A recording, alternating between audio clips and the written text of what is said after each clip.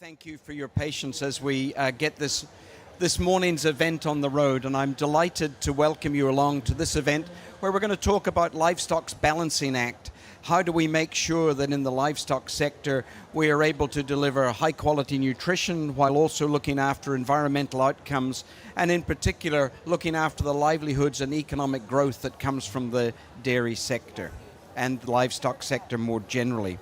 For those of you I haven't met before, I'm Donald Moore. I'm the Executive Director of the Global Dairy Platform, and I am delighted to be co-hosting this event this morning, or co-organizing this event with ILRI, the International Livestock Research Institute, with Health for Animals, the Environmental Defence Fund, and also we'd like to recognize the support of GIZ in terms of all of the Alive for Climate events that are running during this week.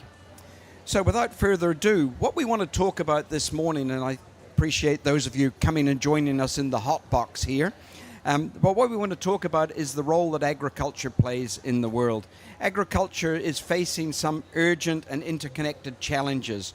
It must achieve climate goals while ensuring that farmers earn a sustainable livelihood and income, and at the same time that everyone in the world has access to nutritious foods. Now, those of you who have been keeping up to date with the UN reports will recall that somewhere around about 700 million people in the world, around 10% of the global population, are currently going hungry. And a lot of us tend to think of those that are going hungry as being in our emerging or developing markets.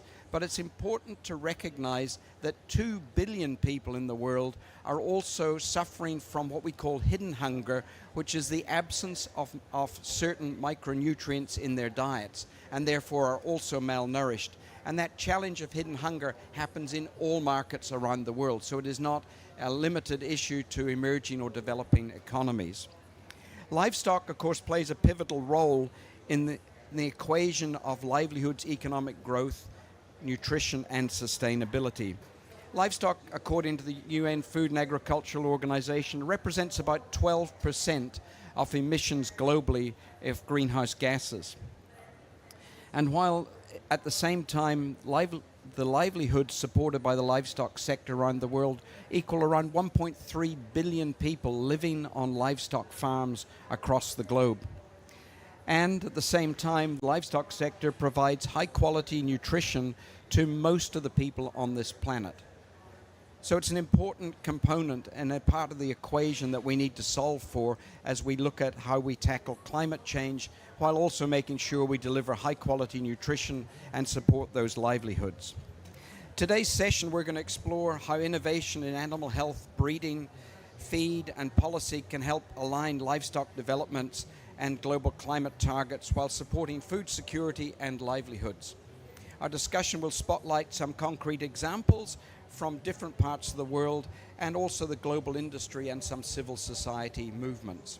I'm joined this morning by a number of panelists who've made it and one who is still on her way, but I'll start with an apology. Bernard Kimuro, one of our speakers from this morning, has been called into, for those of you following the agricultural negotiations, you'll know that there is an informal this morning, so unfortunately Bernard was not able to join us, nor was Elizabeth, who was going to give some opening remarks, and one of our speakers is still in traffic on her way here. So we're going to start with those that we do have with us here this morning. So again, thank you to everyone who's joining us in the audience today.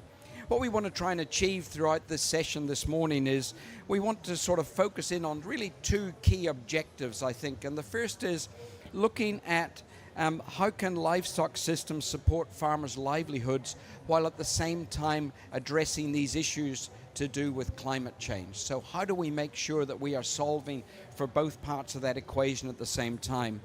And then secondly, how do we ensure that nutrition and adaptation go hand in hand? A lot of time we're talking in climate change discussions about mitigation, but here we want to talk also about adaptation and the issues to do with resiliency that presents for farmers.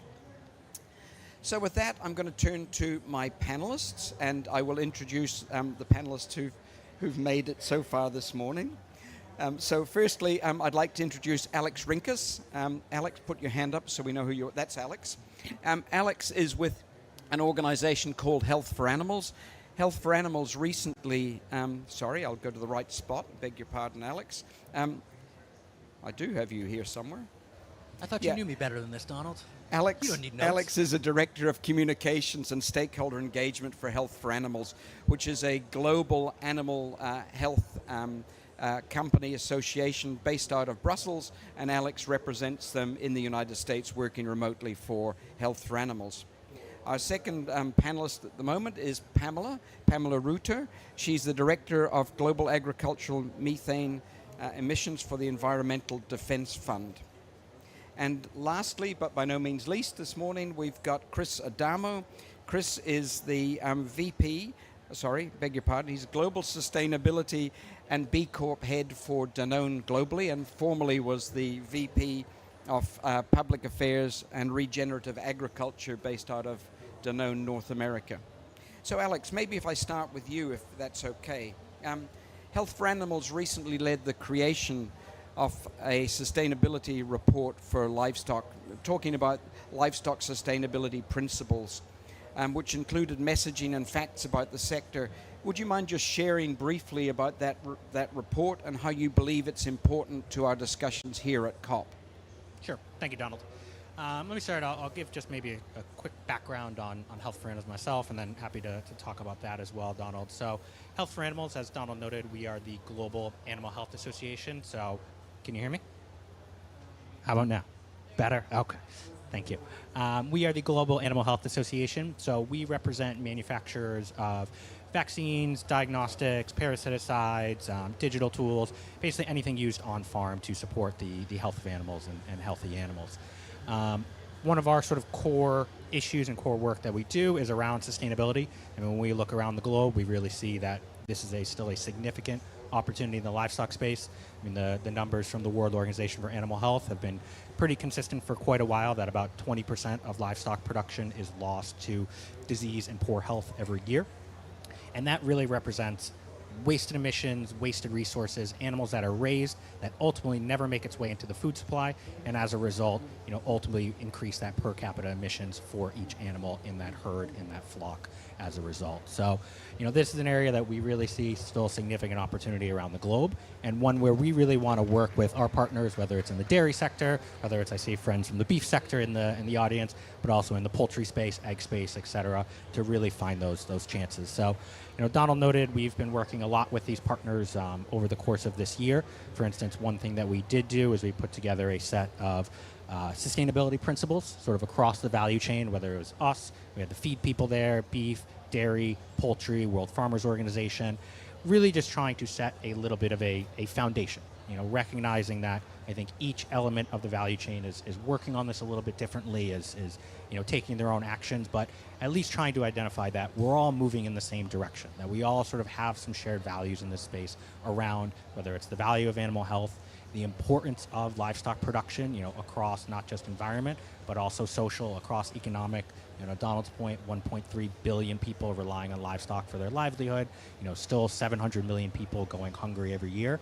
So recognizing that when we are taking these actions to improve that climate footprint of livestock, it needs to be done in a way that's really recognizing the multifaceted nature of livestock. The fact that there are so many people who rely on it now, there are so many people who consume the products that come from livestock, and we need to maintain those benefits while doing it in a way that does respect the environment and recognizes that as this population grows, we need better efficiency. We need to be doing things in better ways, because just simply increasing herd size, increasing flock sizes is not the way that we're going to be able to do this going forward. It needs to be done in a way that is more efficient. Again, we see animal health as a real opportunity for that. There's certainly others in the space, but we see something where there's, I don't want to call it low-hanging fruit, because farmers have been working on this for quite a while, always work on the health of their animals, but when we see kind of the new innovations that we're bringing to the table, that we're bringing to the market, we still see a lot of opportunity to improve health and improve that efficiency as a result. Thanks, Alex. And I'll just turn to you for a moment, Pam. And so in the livestock sector, we recognize the role that livestock plays from a nutrition perspective. We know what that nutrition does for health. We know what livestock does from a livelihoods and economic perspective. We've talked about the 1.3 billion people.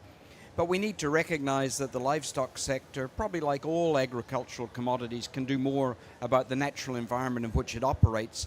And in the livestock sector, one of our key issues is to do with methane. And I know you're leading the actions and the activity at EDF around methane. Would you mind just sharing with us some of the most successful global initiatives that you have underway at EDF in leading or helping to lead to reduce methane emissions? Sure, thank you. Can you guys hear me okay? Yeah. Okay, holding it really close. Can we hear me okay now? Okay, great. Thank you so much. We at EDF really think that this is really a decisive decade to influence methane emissions. So we've gone all in on the methane emissions, and we're leading work in the ag space, primarily in livestock with a growing program on rice. And I want to talk to a few different opportunities and exciting work that we're doing right now that are through several different ag levers. So that includes animal health, corporate partnerships, and entrepreneurial partnerships as well. So as Bob was mentioning as introduction, we really think that the interconnected crises of climate change and hunger require fast actions. And, Alex, you did a really great job framing the animal health work, and that's a place where we really think that there's a lot of opportunity to make advances in this space. So just last year, EDF kicked off a big animal health and climate initiative with various partners. A lot of the people who are in this room, I know Ilri has been a part of it, Bernard, and the government of Kenya has been a part of it. We're working with the Ag Emissions Center out of New Zealand, the Global Research Alliance on Greenhouse Gases, specifically their Animal Health Network, and various other partners around the world. And this is a comprehensive approach that we're taking that starts with building the foundational science for a country for them to really think about animal health and its connection to climate specifically. And so we've put together a group of 20 experts, over 20 experts, to develop a research framework with many components that a country can then, through their research institutions, or we're kicking off a Cliff grad program through the Greenhouse Research Alliance that they can go through and look at the data, a lot of it which already exists, but it's fragmented and lives in different places, and pull together the information that a country might need to really think about animal health connected to climate. A second big piece of that work is identifying through that policy pathways, and so we've worked with a leading expert on animal health that's part of one of the co-chairs of the Animal Health Network to develop policy guidelines, and that's a way that a country can look at their current climate policies, their NDCs. Have they thought about animal health as a piece of their climate policies, identify a priority disease, and then model and see what are potential pathways to include that, not looking only at the connection to climate, but as you said, the connection to productivity, the economics, the livelihoods of the people that they have, that are in their constituencies, to be able to advance this within the country. We're also looking at a next step now is connecting it to financing pathways and starting to talk to contacts at the World Bank and EFAD to think about, like, how can we then also move some money to be able to actually do this in country. And last but definitely not least, we're working on a set of demonstration projects in country. One of them is in Kenya with Bernard, who unfortunately isn't here, who could speak to it a little bit more on mastitis. We've seen that at least 50% of the cows in the dairy herds that we've looked at in Kenya suffer from subclinical mastitis. And so we're doing a demonstration project to look at different intervention packages that might work in that sector, also looking at the costs of those, what impacts do they have on productivity, to then work with co-ops in Kenya to do trainings and help get that out into the hands of the farmers themselves to start making that connection. We're working to scale that to a project in India on mastitis, and we're also looking at gastrointestinal parasites in beef cattle in Argentina as a part of that research. And the key piece of that is to start, we know that animal health has an impact on productivity and on emissions, and we have a lot of models that help us look at that, but we don't have a lot of the clear measurements to do that. So those demonstration projects help us get those measurements to improve our modeling and our understanding and provide that evidence base of how that actually works. So that's a big project that I'm really excited about that I want to talk about here too. There's corporate sector action is another one that we're leading on here, and I'm happy to be on a panel with Chris at .known because they've been an excellent partner with us in this work. And so we've been working on the Dairy Methane Action Alliance, also known as DEMA. as a global initiative that's designed to accelerate action and ambition to reduce methane emissions through dairy supply chain. So DEMA brings companies together to transparently report dairy methane emissions and publish action plans for lowering them. With strong leadership from Danone, we've grown to 10 companies after launching at COP28 2 years ago, and 7 members so far have disclosed their emissions, 5 have published action plans, and all of the members have made the commitment to meet both of these milestones by the 2028 global stock take. So that's another big initiative that I'm very excited about. And last but not least, I just want to mention a project that we're doing on entrepreneurship in India. So in India, we're supporting smallholders through dairy entrepreneurship ecosystem and embedding approach in their national support services or their extension services. And so we're educating extension agents in India about climate smart dairy approaches like ration balancing. And then we're getting that out to the people. So far, we've trained 117 entrepreneurs in Tamil Nadu as part of our first cohort, and we have goals to increase that to thousands of farmers across India. So those are some of the initiatives that I'm really excited about in this space. Fantastic. Thank you, Pam. And we're delighted to be involved in many of those initiatives that you've mentioned as well. I think in particular, this one about finding a way that countries can link greenhouse gas emissions from animal agriculture into their NDCs is really, really important for us in the dairy sector and in livestock more generally. So really appreciate the leadership from EDF in that area. Chris, coming to you, and by the way, for those of you, I will introduce our last panelist in a moment, but Chris, I just wanted to go to you first. And, you know, the whole challenge around building, we good? Microphone's good? Yeah, building nutrition and environmental progress, it's not easy. And I think Danone has had some great successes with demonstrating how that can be done in different marketplaces.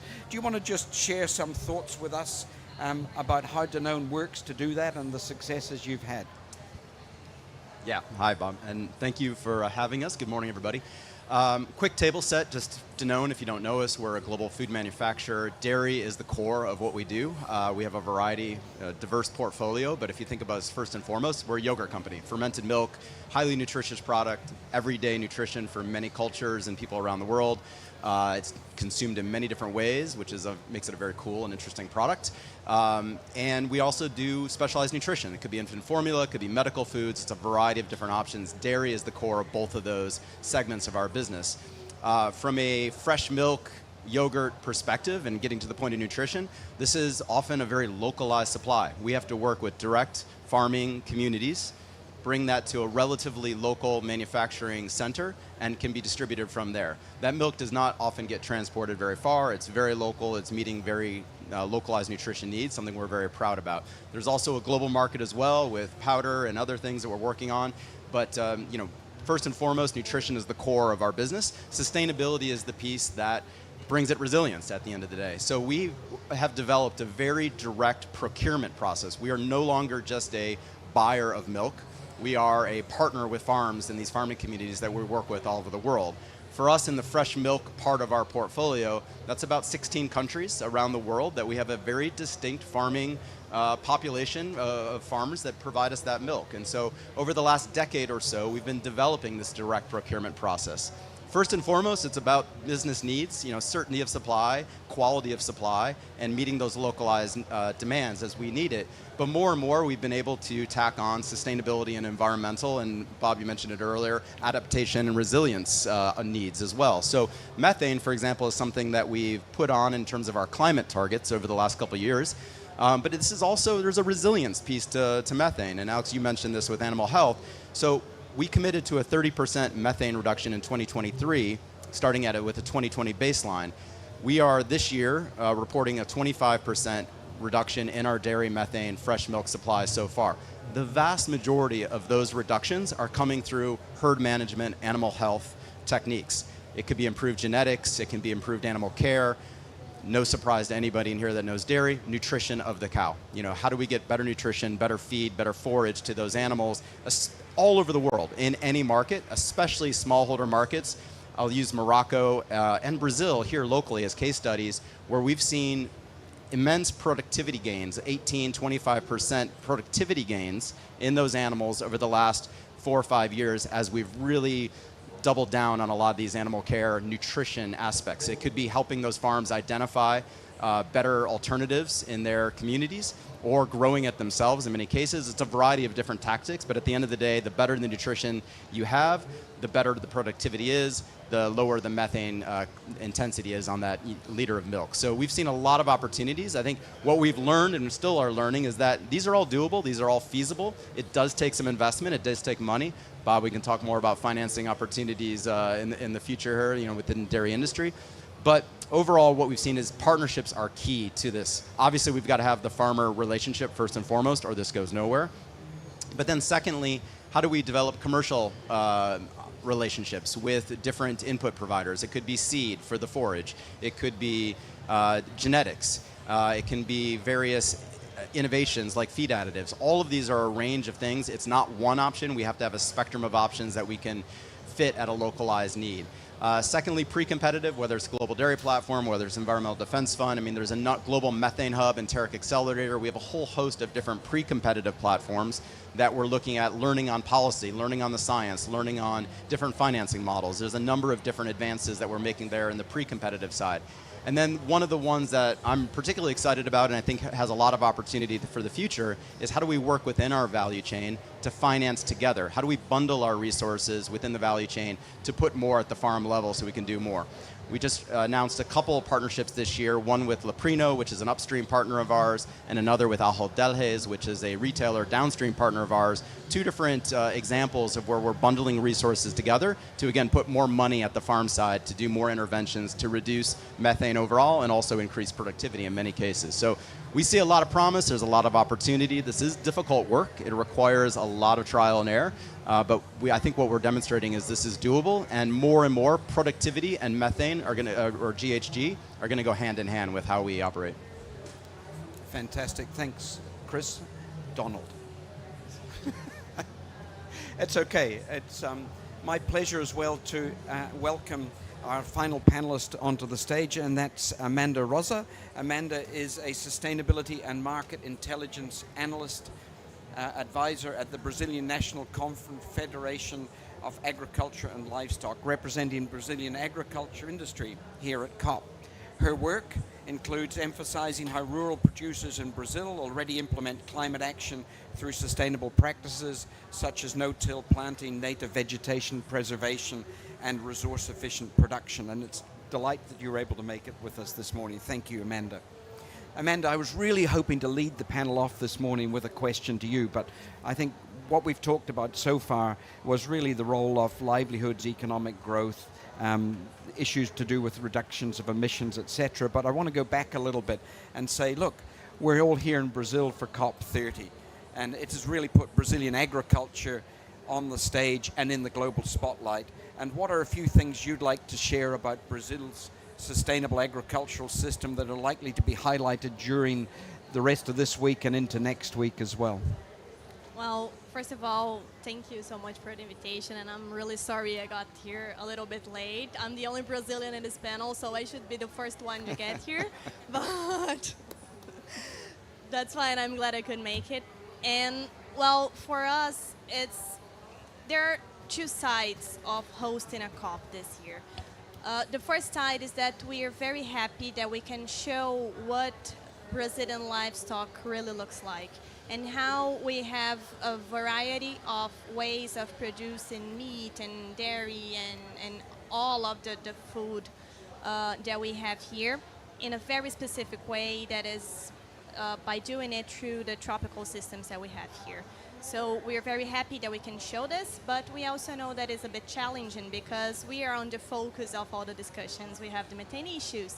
We have everything on how do we live with native vegetation while you're producing food. How are we taking care of all of our biomes while still producing food?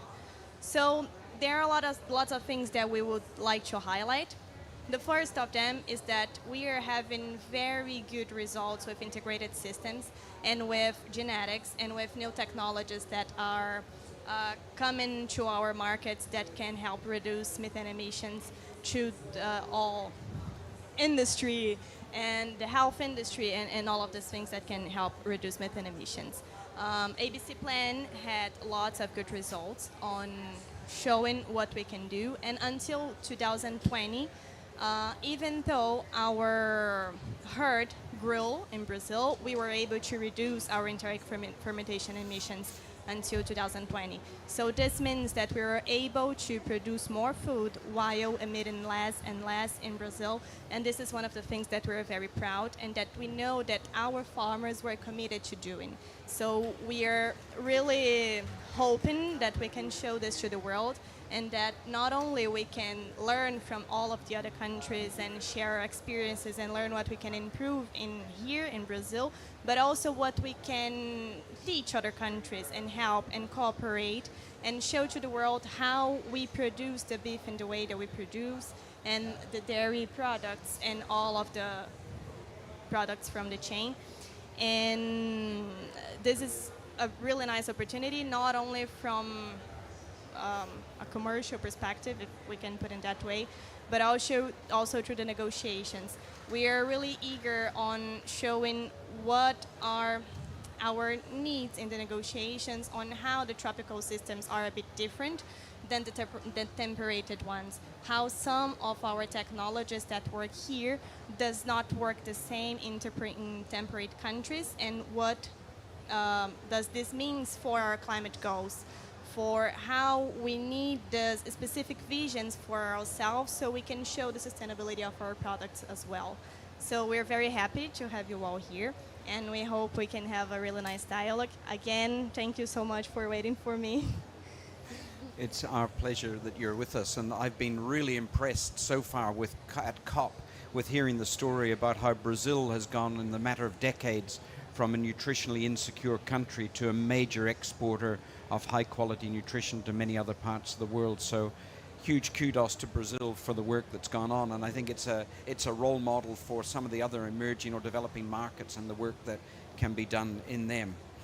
Alex, I want to come back to you now, and animal care, as we've heard from several speakers, is an important part of global sustainability. In fact, we've identified it's one of those key components, because an animal that is not producing to its full capacity or that does not enter the food value chain ultimately is a loss to us from an emissions perspective, etc.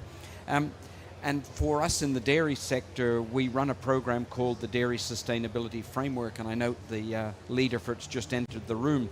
But in the Dairy Sustainability Framework, we have around 52% of all dairy production in the world reporting through it, and now the number one prioritized area within that is animal care. So do you want to comment a little more about some of the work that you're doing in health for animals around animal care and animal health and welfare? Sure, and I'll touch too on your point there around when you look at your dairy sustainability framework, reporting, animal care, all that. Because one of the reasons why I think we see such an opportunity for animal husbandry and animal health in this discussion is a lot of the systems for it are already in place in many countries around the world. You look at any sort of major producing country, any major exporting country, take Brazil as an example. There are often things such as national vaccination programs for it. Brazil, for instance, has just received their certification as FMD-free without vaccination. That's something they have been working on for many, many years. Other countries, places whether it's in Africa or even Europe, often have national vaccination programs for kind of key endemic diseases, things that they want to be working on. So these are programs that exist. They're really more focused on kind of animal health and husbandry and livestock production in a more traditional sense. How are we improving that productivity? How are we improving the livelihoods of farmers? But these are also programs that we look at that and we say, they're infrastructure, they're frameworks that exist that can then be adapted for climate benefit. Whether that's tweaking the program or putting in place a lot of the measurement requirements that are needed to understand what is the climate impact of that animal care, of that vaccination, of that improved practice. Because, as we all know, when it comes to MRV, if you are not measuring it, it ultimately doesn't count. if it could have the greatest benefit in the world, it could be changing everything. But if you cannot measure it, you cannot manage it, you cannot report it. So I think that's why we see, a lot of interest in this space, and why we see it sort of rising up on some of the agendas of whether it's a dairy sustainability framework or in the beef sustainability spaces. They see that, this isn't something that needs to be built from the ground up. We don't need to build massive new frameworks. Yes, more investment is needed. Yes, more veterinary expertise is needed. Yes, more technologies are needed. But there's already a lot of those existing pieces in place that can then be adapted for that climate benefit, improve that reporting, and make animal care sort of a more core part of climate strategies when it comes to livestock. So again, that's where we see the opportunity, and why I think you're seeing it sort of rise up the agenda in a lot of these other sectors as a result. Yeah, and I think, Pam, you and I were both hoping Bernard was going to join us this morning, because there's elements of the program that we built here today that we're focusing on some work that's already going on in Kenya. For those of us in the dairy sector, we launched a program on the back of the knowledge we gained from the Dairy Sustainability Framework about the key priorities, and for a long time, the number one priority was around greenhouse gas emissions reduction. And that led us to launch a program called Pathways to Dairy Net Zero back in 2021. And I think you mentioned, Pam, that some 80% of the greenhouse gas emissions from the livestock sector are coming from emerging markets. Somebody on the panel mentioned, I think. And so in the dairy Pathways to Dairy Net Zero, one of the things we did was we worked with the then US administration, former administration, to develop a series of what we call early adopter countries that would pick up on Pathways to Dairy Net Zero and develop programs for funding in those markets. So Chris, this links to this whole question about how do we get more funding to those markets. And Bernard was going to talk about the program in East Africa, which has just received $358 million from EFAD and the Green Climate Fund, focusing on dairy sector transformation in Kenya, Rwanda, Tanzania, and Uganda. And I think, Pam, this probably links directly to some of the work that you're looking at as well. I don't know whether you've got anything else you want to share about the program that you've got in Kenya in particular.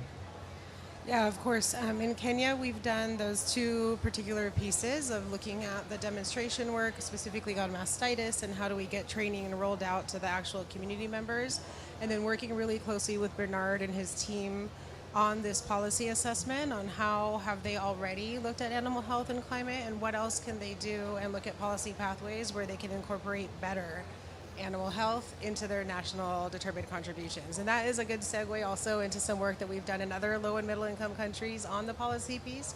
And that GDP has been a big part of it through the Ag Emission Center as well, of helping to understand what data we have also through the private sector in what some of these countries. So we've also done a similar process in Cambodia, Vietnam, and then we've looked at countries that are maybe in a different kind of stage. So we've looked at Uruguay and New Zealand to kind of get a comprehensive assessment in 5 different places to build out these guidelines, which in this next phase of work that we're rolling out in the next 3 years, we'll be applying in 3 to 5 additional countries as well. And so that's one of the things I want to reiterate, that these solutions, not just generally speaking in the livestock sector, but especially in low and middle income countries, need to be multiple win solutions. We need to not be only talking about climate, we need to be talking about productivity, we need to be talking about improving livelihoods, food security and nutrition security in these countries. So that's a core principle of our work, and I also want to highlight some of the work that we're doing in India around productivity optimization. And so, like I've mentioned, that touches on the animal health work. We're doing a similar study on mastitis. We're doing this work on entrepreneurship. But the things that we're looking at is that none of the animal health is a core piece of our work, but it's not a silver bullet. We have a lot of different solutions, and it's going to be looking at feed and fodder. It's going to be looking at genetics and the different things that we can pull together in this space. And that's a big part of what we see an opportunity in place, for example, in India. An Indian cow produces 1/6 of the amount of milk as a cow in some more industrialized systems. So I don't want to call it low-hanging fruit, because I agree with you in that, but there's just massive potential to actually move forward and make advances in this space. And so I think that's really important. And then turning back to, this under-tapped opportunity in animal health, they can not only, adding to the multiple wins, they don't only support those pieces that I talk about, but a lot of these animal health diseases are zoonotic diseases. So you also can connect it to human health. There's so many wins that we can look at in this space, especially in low and middle-income countries. And so I already talked a lot about the demonstration work in Kenya and India, but I think those are really great examples of how we're demonstrating out these triple wins. Thank you. Chris, you know, in your comment before, you started to raise this question around financing, and I've talked about this project we've got in East Africa where we've got $358 million coming from a combination of EFAD, the International Fund for Ag Development, and the Green Climate Fund. But for those of us who've been following along, we know that less than 4% of global climate financing is actually going to agriculture, and of that 4%, the percentage that ends up with livestock is very, very small, less than a quarter of 1%. So in the ag sector, we know the opportunity that livestock presents from an emissions reduction opportunity, but yet we're not seeing finance flowing to it. This project was that we were talking about before, it's called DIMA in East Africa, is the first project that the Green Climate Fund has ever funded in livestock. Now we have a second project at concept note stage with them for Pakistan. But Chris, how do we, through partnerships, through other engagement, how do we bring more funding into livestock agriculture for transformation that we know is possible? Yeah, it's a great question, and I don't think there's a simple answer to it, but I think one of the challenges I see, and I was actually in a conversation yesterday with asset owners and different, but it was also, I think, very emblematic of what is typical in these finance conversations. Yes, we all need more climate financing. Yes, we all need to work with the global south and emerging markets, and we all agree on these things. But the finance community, and I'm going to be a little provocative here, I'm not one of them, but they're not speaking of agriculture most of the time. Agriculture is often missed in these conversations, just as a generalization. And then when you do get into an agriculture conversation, agriculture is so complex. Livestock is some of the most complex. And we can talk blended finance, and we can talk about all these different debt structures, and the problem is not money. The problem is, of course, getting the money in the right form to the right people in the right place. That's the challenge, right? So if we're talking to a DFI or a big finance lender, which we are, the question then becomes, well, how do we get it to 30,000 smallholders in Morocco? How do we get it to tens of thousands of smallholders in Nigeria? That's the challenge. So we haven't cracked that yet, frankly. We're still working on that. And then there's another piece to that. Okay, we can put together a debt structure of some sort, which we can figure out how to distribute in the right form and fashion. For those farms, obviously they have to be able to use that, but then what? How do we have the training in place? Do we have the capacity to educate the farms how to use that money for the right types of interventions?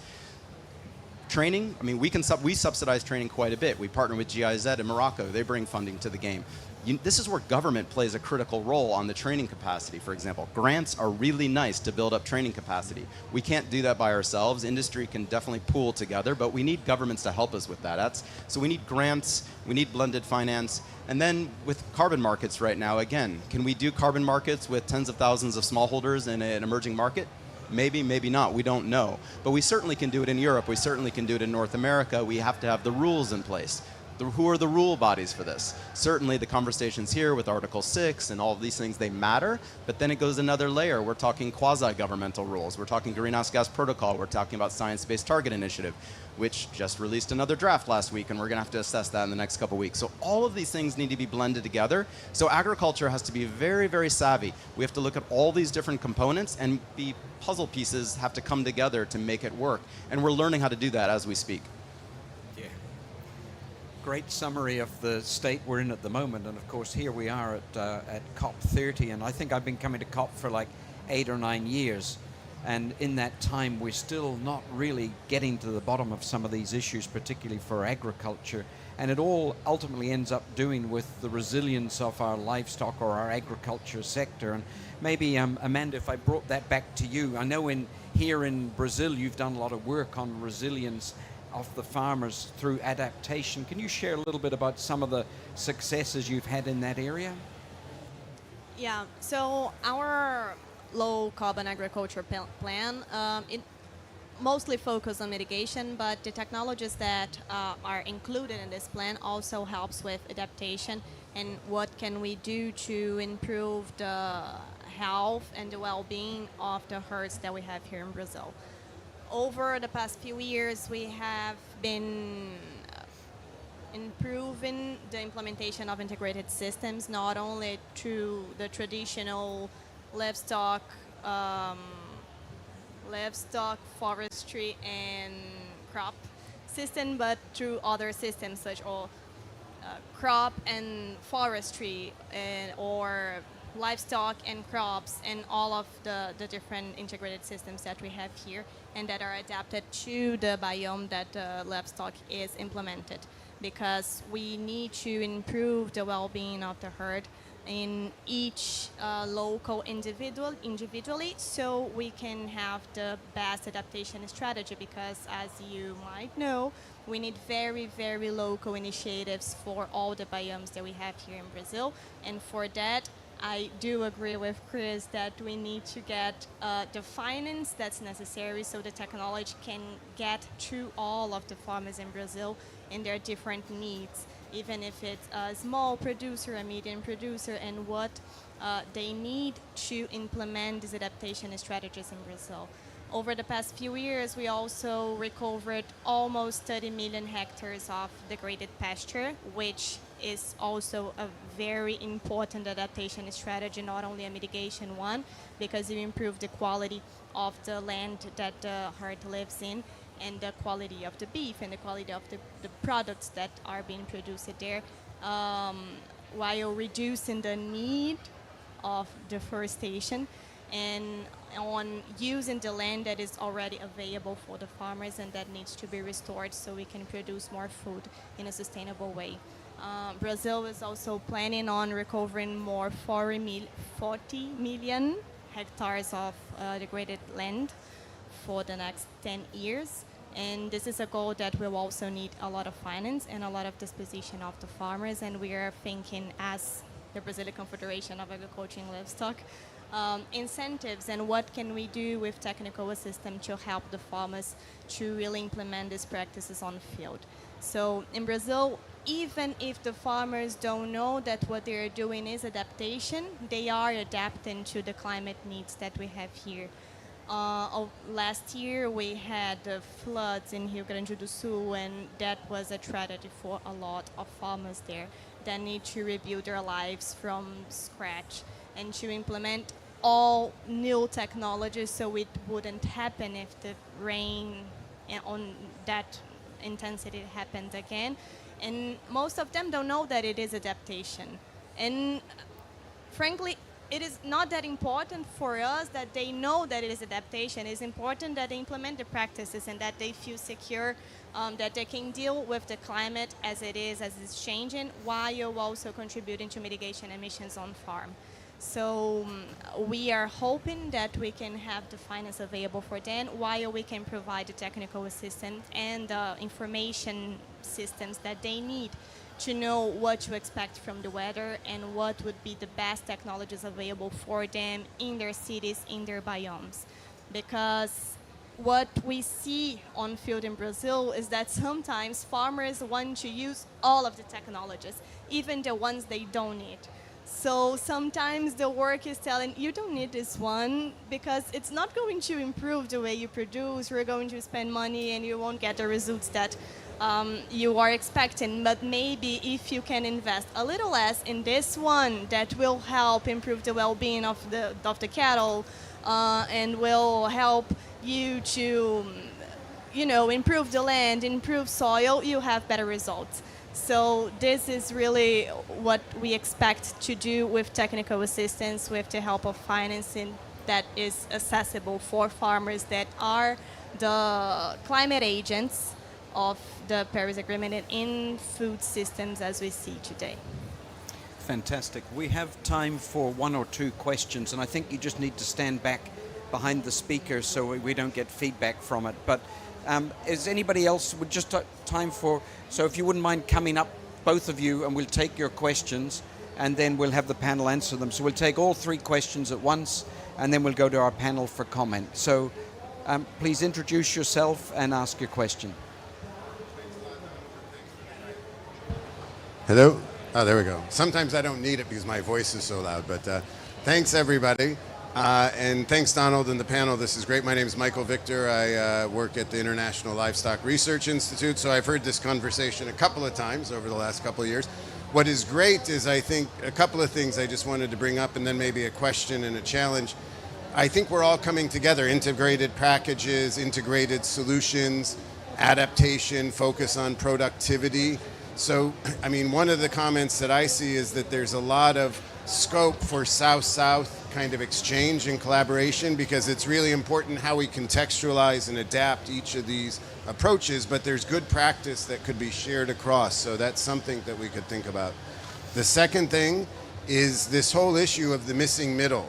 How do we get everything to the farmer? How does the farmer access the finances to take advantage of these two technologies? The extension. And I think this is maybe the next big frontier we really need to ask ourselves. How are we building up small and medium enterprises at the local level to provide the bundled services that you're talking about?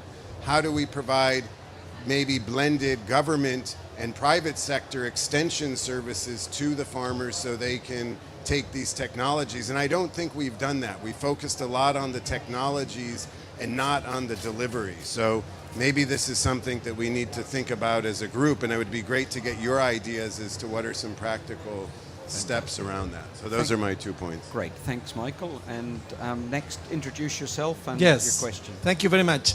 I'm Oscar Rodas from Paraguay, a country in South America. I'm the member of the technical group of the Global Roundtable on Sustainable Beef. Sorry. And sometimes we have the chapter of sustainable beef in Paraguay, but sometimes there are belief, or there are people that are more conservative. For example, the methane reduction is a big issue, very controversial there. Maybe anyone from the panel could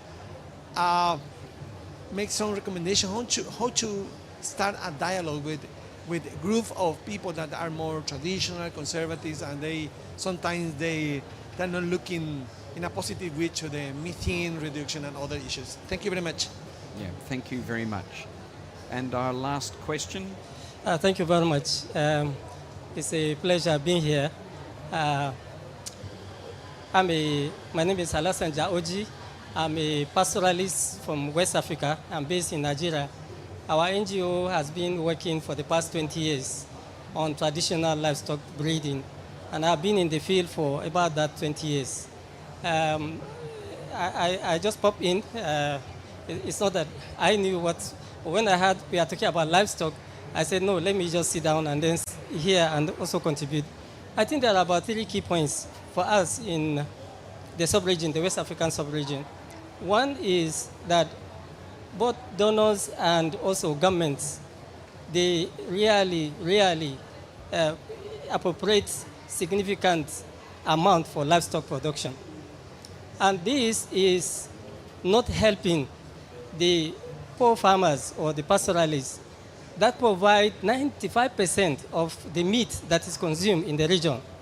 And they produce about 35% of the dairy that is being consumed.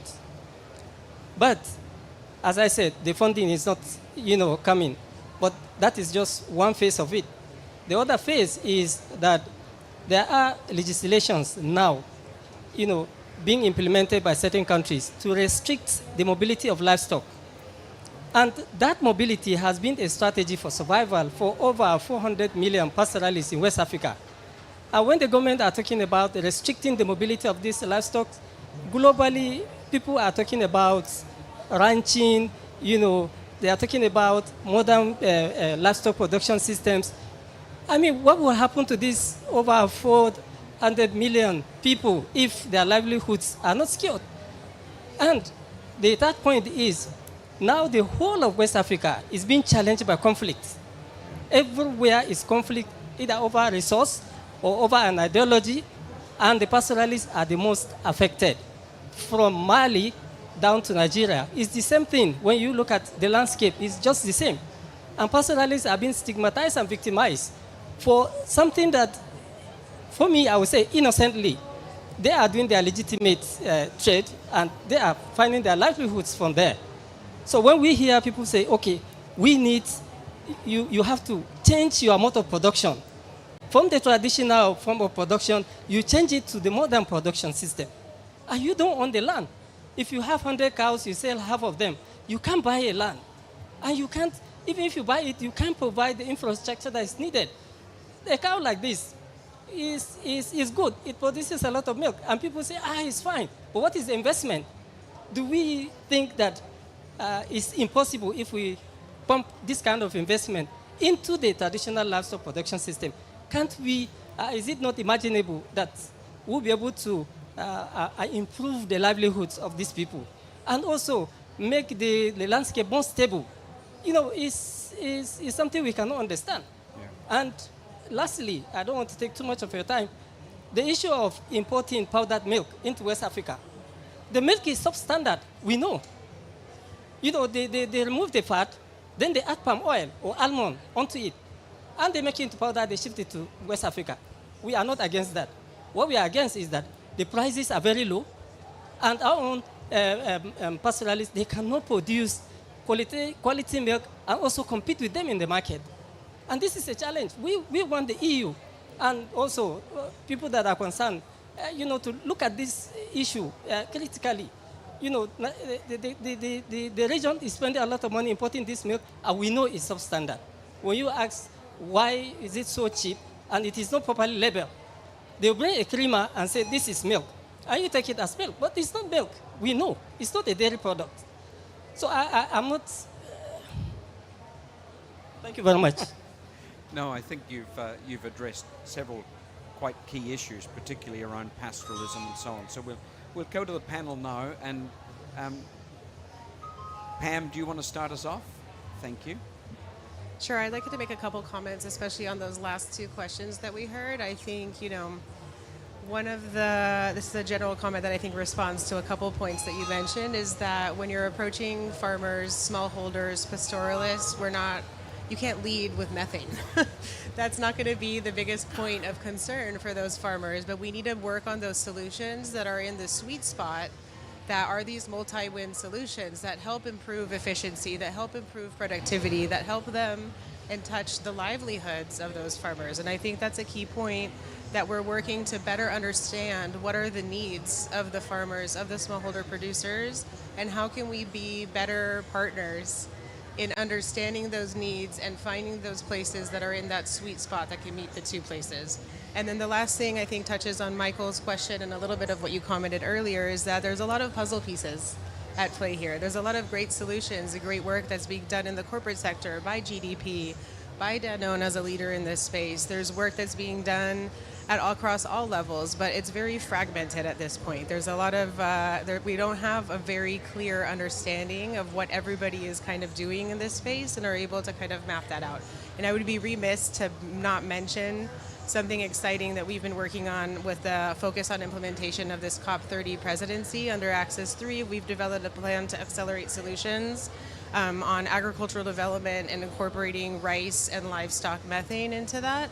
And I think that provides us a really good opportunity to do a little bit of kind of putting the puzzle pieces together in a way that makes sense. Better understanding what the levers are in this space, how are we addressing these levers collectively, where might there be gaps that we need to better address in this space, and kind of looking at the different initiatives that we're working towards and seeing how can we work better together, how can we fill those gaps and advance together. And I think a big part of that conversation too, to reach those goals, is how then also collectively with the work that we're doing, can we better articulate and measure the impact of what we're doing. And I think that's going to be a big next step in the conversations that we're having in that space. Yeah, maybe just, and I'm going to try to address what I see as a theme building on that a little bit here, which is the system, right? How do we build the system? I mean, obviously, as a food manufacturer, we would love it if the system was already in place. That would make it much easier for us. But we have this history now, whether it's Mexico, whether it's Morocco, actually our Brazilian network over the last 5 years, we're building these mini systems, as imperfect as they may be, for the benefit of the farm. And it really starts with what does the farm need? So, for example, in Brazil, we've been able to put the puzzle pieces together. So over the last 4 years, we've seen an 18% increase in productivity through a variety, all the interventions that we're talking about, animal health, the improved nutrition, and so on. That's training. We actually have a preferred financing lender in place for the farms that are in the program. So the puzzle pieces can come together, but it takes 5, 6, 7, 8 years of effort to do that if you're starting from fresh. West Africa, we've done this in Senegal as well, where we've had some efforts to invest in cooperatives, invest in infrastructure. And that's the other thing I just wanted to add, whether it's our learnings in many of these places, infrastructure is a key issue. And I missed that in my previous puzzle piece. So, for example, with smallholders or pastoralists, milk collection centers are vital, right? And I know we're not the only one doing that. Others are doing it as well. This is an infrastructure challenge. When communities have that sort of milk collection center, or they have the milking machines at the farm, that improves productivity, improves quality. It makes our life better. It makes the farm's life better. It works for all. But that's a major investment that takes years and years and years to build upon. To the private sector alone. That's an investment that needs to be shared. Alex, final thoughts from you? Sure. And good timing, as my headphones have just died, so it seems a sign we're heading towards the end of the panel. But no, I mean, I'll support what my fellow panelists have said here, which for me, I think a lot of what this comes down to is meeting the farmer where they are. Amanda, you can correct me if I'm wrong on this, but I think when you talk to the majority of farmers, when you talk to the majority of people actually working on the land, well, climate is important to them. Climate is part of what they think about. What they are always thinking about first and foremost is, how am I going to be producing for my business? How am I going to be feeding people? How am I going to be continuing this year after year, day after day, month after month? So, I think a lot of what we need to really be focusing on is meeting them where they are and talking about, not necessarily leading with, here's the climate value of this. It's how are you going to be producing more?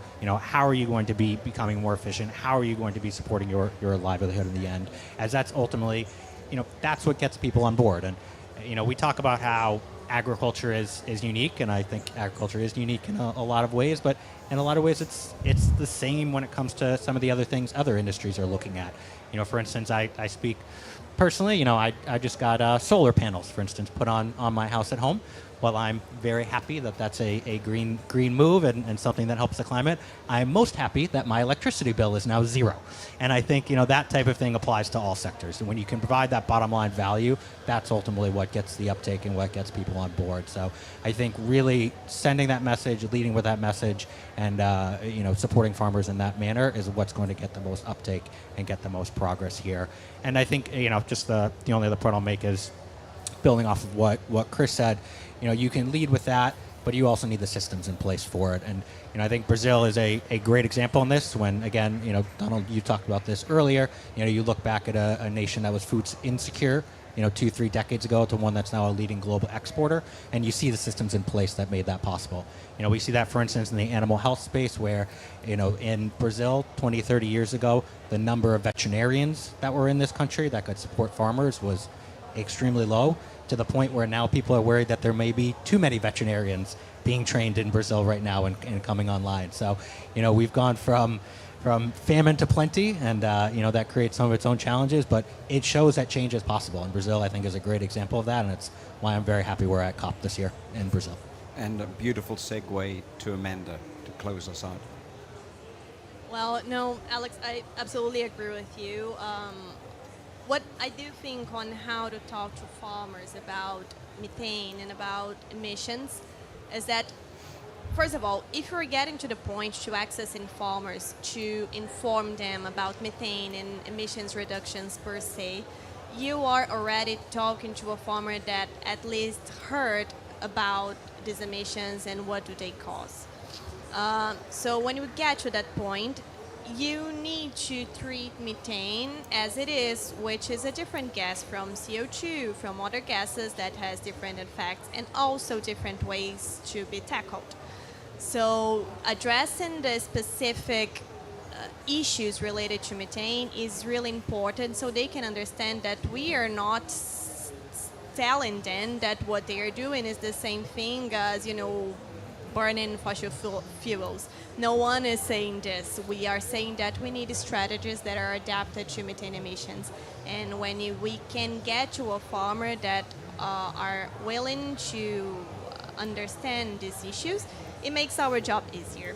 If not, we have really good results on exactly talking about productivity gains. How can we produce better? How can we feed more people? How can we generate more income for the families that are on farms? Which get us to the point of delivering technologies and improving access for technologies and the other things that are being implemented on farms. And I do lots of advocacy for technical assistance and I am an ambassador of the SENAR, which is the National Rural Learning Service, which is a part of the system CNA SENAR that delivers technical assistance for farmers in Brazil. And what we see as challenges is that we need to have more people on farms. So we need to teach the technicians to get in contact with the producers, because we can't have the information available only in negotiations, only on the policy level. We need to have information on farm levels. And to get to farms, we need to have other farmers, other technicals that are involved in farms and that can deliver these technologies and do exactly what I said earlier, which is helping them to choose, helping them to implement what is better for these farms. And of course, public technical assistance is really important. Private technical assistance is really important. What I always say is that we will need everyone to tackle the climate crisis and the hunger in the world. We will need small producers, medium producers, big producers, traditional systems. We will need everyone to tackle all of the crises that we are facing on this era. So there's not one answer, there's not one size fits all. We can't have one system, we can't have one technology, we can have a unique way to produce if we want to tackle climate crisis and to tackle hunger in the world. So this is what I think is the most important, to think in each case as a one case and think of the answers that can help multiple systems in one time. So thank you. Fantastic, and thank you to all of our panelists for their contribution today. If you just join me in thanking Chris, Pam, Alex, and Amanda. And if I were to take 30 seconds just to wind up here, and I'd say a couple of reflections from me. I've been coming to COP for a number of years now, and I remember the very first side event we ever held at COP, and it was about the dairy sector, and the room had more activists in it than it did anything else, who were there to tell us that livestock did not have a role in the future of the food system.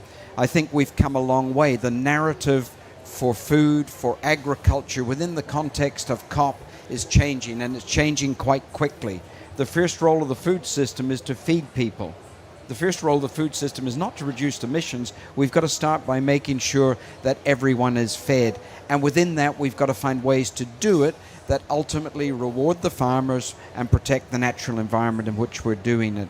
And the other thing I would just comment on is, bearing on the reflections from our friend from Nigeria, there isn't, as you say, there isn't one solution. There's also not one starting point. We all start at this from different lenses. We all look at it through different eyes. And so if you are in a part of the world that is struggling for nutritional security, you're not there worried about greenhouse gases. We need to make sure that we are addressing the issues for each community that it is facing at the time. With that, I thank my panelists again, and thank you, the audience, for joining us today. Obrigado. Hey, well done, Amanda. That was lovely. Thank you. And you weren't really that